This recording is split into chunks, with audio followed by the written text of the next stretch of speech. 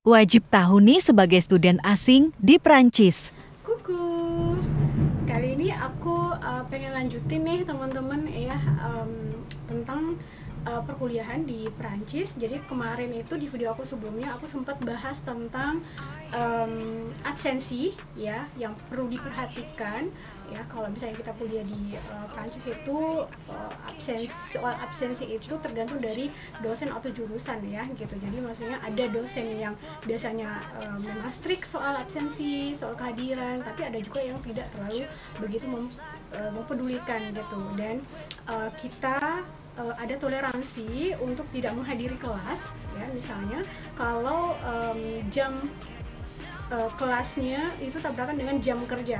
Ini persyaratannya kalau misalnya kita kerja ya teman-teman. Jadi kita boleh nggak ikut kelasnya. Yang penting teman-teman ada bukti bahwa benar-benar teman-teman ini kerja di jam segitu gitu.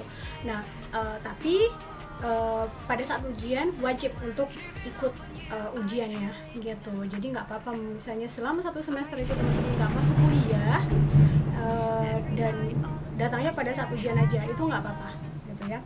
Nah sekarang aku mau share nih gimana caranya sih misalnya kan kalau kuliah di Prancis itu umumnya nih ya, dari pengalaman teman-teman juga dan aku sendiri gitu, awal-awal kan kita pastinya nggak begitu 100% paham gitu ya untuk memahami materi gitu ya. Nah pasti adalah yang kita tidak ngerti gitu kan. Nah sebagai mahasiswa asing nih ya kan, mungkin belum punya teman, kenalan, dekat gitu ya.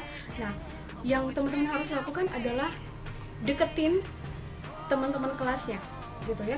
Jadi teman-teman harus aktif ya, jangan malu bertanya. Teman-teman harus aktif buat deketin teman-temannya, khususnya yang natif, yang orang Prancis misalnya, dan deketin mereka kalau misalnya memang teman-teman ada pertanyaan, terus mungkin mau pinjam catatan, itu mereka akan pinjam kok. Mereka ngerti kalau kita ini orang asing dan mereka akan dengan senang hati untuk meminjamkan. Umumnya seperti itu. Jadi teman-teman jangan pernah ragu, teman-teman deketin mereka, pinjam catatannya, kemudian pelajari di rumah, catat di rumah salin gitu ya.